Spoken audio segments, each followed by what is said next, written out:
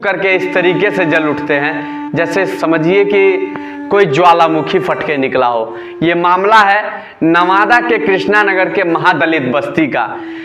कुछ दिन पहले एक मामला सामने आता है जो कि रात 7:30 बजे लोग खाना बना रहे होते हैं, लेकिन किस तरीके से वहाँ हवाई फायरिंग होती है और सारी चीज़ें सेकेंडों में जलकर राख हो जाती हैं। ऐसा लगता है कि कहीं से वो ज्वालामुखी निकली हो जो कि आग की तरह भड़क रही है। अब सुनने में ये आ रहा है कि ये पासवान और महादलित बस्ती के लोगों के बीच जमीनी विवाद, जिसको लेकर पासवान के लोगों ने किस तरीके से इनके ऊपर हमला किया और इन लोगों की बस्ती को पूरी तरीके से तहस नहस कर दिया।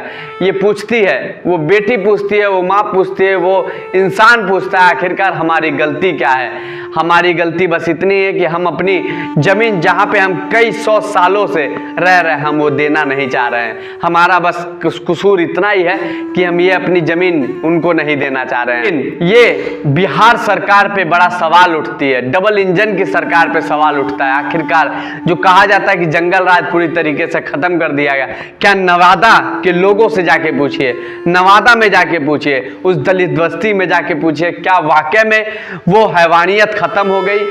क्या वाकई में वो जंगल राज खत्म हो गया? किस तरीके से 82 घरों को जला दिया जाता है, धू धू करके हवाई फायरिंग की जाती है और पल में सेकंड में वो किस तरीके से बस्ती पूरी तरीके से राख में तब्दील हो जाता है। लेकिन वहाँ की मौजूदा सरकार को कोई अनबन नहीं होती, जो बड़ा एक्शन लेने की वजह से बस राहत सामग्री पहुँचाने का काम करती है।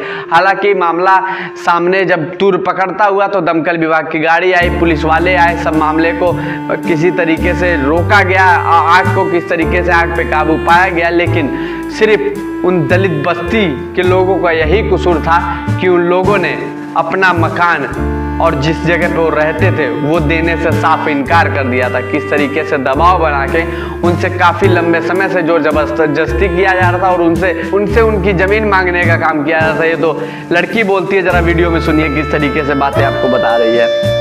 पहले आया 150 आदमी, सारा लड़का था और आया गाली गलौज किया, ऐसे करेंगे माँ बेटी को, ऐसे करेंगे वैसे करेंगे बोला और सबको लाठी से मतलब बर्तन वर्तन सब चूरने लगा।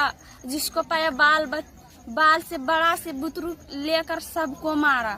हम लोग तो भागे उधर भट्टे दिन भागे नदी के किनारे। अच्छा। और आया गोली छोड़ने लगा और बोला आओ तुम्हारा जमीन है तो आओ यहाँ पर रहो। हम लोग के पास में कुछ नहीं व्यवस्था था तो हम लोग कैसे जाते उन लोगों के साथ में लड़ने के लिए। सब हम लोग भागे। क्या नाम हुआ? सुषमा कुमारी। सब बकरी वकरी सब जल गया, मुर्गी एगो तो पाठा था इतना बड़ा सो लेक चल गया।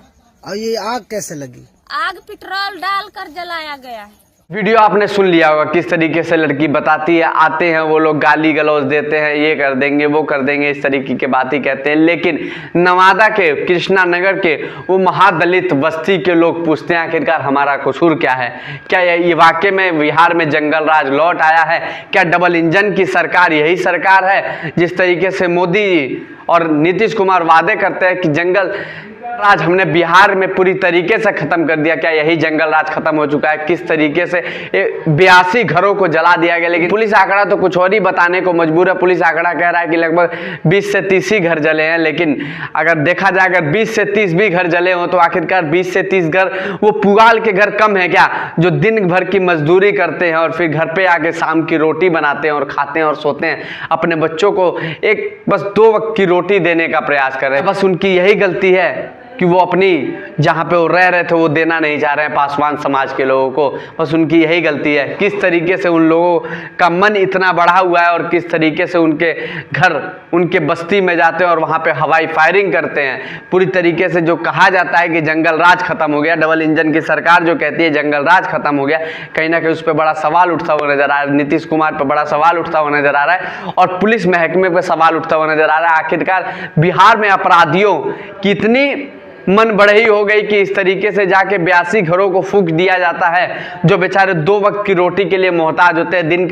दिन भर मजदूरी करेंगे तब जाके वो 2 वक्त की रोटी जुटा पाते हैं, तब वो खा पाते हैं। किस तरीके से ये लड़की जो आपने पिछले वीडियो में देखा किस तरीके से बताती है, जो कि वो खौफनाक मंजर पूरी तरीके से सेकेंडों में बदल गया, जो कभी इन लोगों ने सोचा नहीं था कि वाकई में इस तरीके का मंजर हमें देखने को नहीं मिलेगा। चावल तो बनी, रोटी तो बनी, लेकिन वो खाने को नसीब नहीं हुआ। बच्चे सो तो रहे थे लेकिन पूरी नींद लेने को मंजूर नहीं हुआ। वो जो घर ये सोच रहे थे कि हम अभी लंबे समय तक टिकेंगे, लेकिन वो घर किस तरीके से पुआल के घर जल के और राख हो जाते हैं, ये कहीं ना कहीं वो कृष्णा नगर के दलित समाज के लोग सरकार से पूछना चाहते हैं। हमारी गलती बस इतनी है क्या हम अपनी जमीन नहीं देना चाह रहे हैं? लेकिन कहीं ना कहीं बड़ा सवाल बनता है, आखिरकार चिराग पासवान जी, आखिरकार जीतनराम मांझी जी कहाँ गए?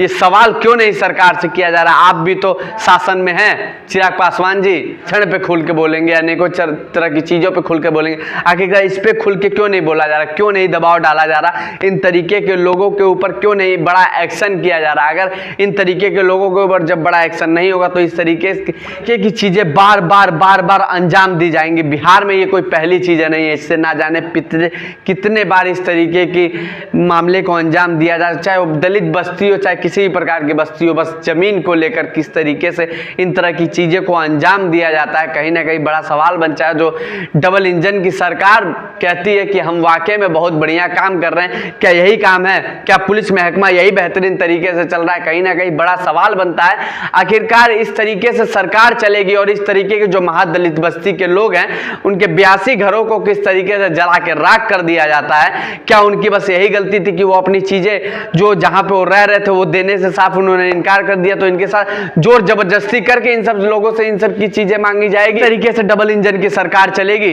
ये महादलित समाज के लोग पूछते हैं, वो बेटी पूछती है, वो बच्चे पूछते हैं, वो महिलाएं पूछती हैं कि आखिरकार हमारी गलती थी क्या?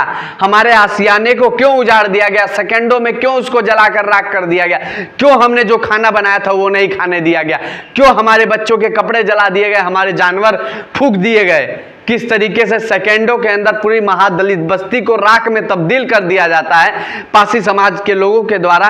कहीं ना कहीं ये बड़ा सियासी पलटवार तो नहीं है, कहीं ये बड़ा सियासी खेल तो नहीं है? इस पे कहीं ना कहीं बड़ी जांच होनी चाहिए। किस तरीके से 82 घरों को जला के राख में तब्दील कर दिया गया, किस तरीके से फूंक दिया गया?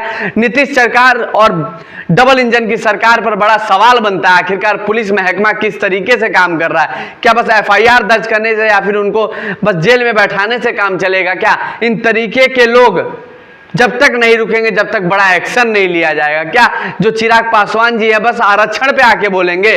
क्या इन तरह की चीजों पे बोलने का उनका महत्व कोई नहीं बनता? उनका कोई दायित्व नहीं बनता क्या इन तरीके की चीजों पे बोलने का? आप तो कैबिनेट मंत्री हैं, शासन में बैठे हुए हैं साहब। आप चाहें तो ना जाने कितनी तरह की चीजें अपने दलित समाज के लोगों के लिए कर सकते हैं, लेकिन पता नहीं किस तरीके से सियासी खेल खेला जा रहा है, किस तरीके से इन लोगों का अगर सेकंडों के अंदर राख बना दिया जाता है। बस सरकार से सवाल पे सवाल नवादा के लोग कर रहे हैं, वो दलित बस्ती के लोग कर रहे हैं और कृष्णा नगर के लोग कर रहे हैं कि हम आखिरकार हमारा सुलूक क्या था, हमारी गलती क्या थी, हमारी जो हमारे बच्चे हैं आखिरकार उनकी गलती क्या थी? क्यों उनके आशियानों को इस तरीके से जलाया गया? क्यों सेकंडों में तब्दील कर दिया गया राख में? बाकी इस तरीके से चलता रहेगा। आप क्या सोचते हैं कमेंट सेक्शन में जरूर बताइएगा।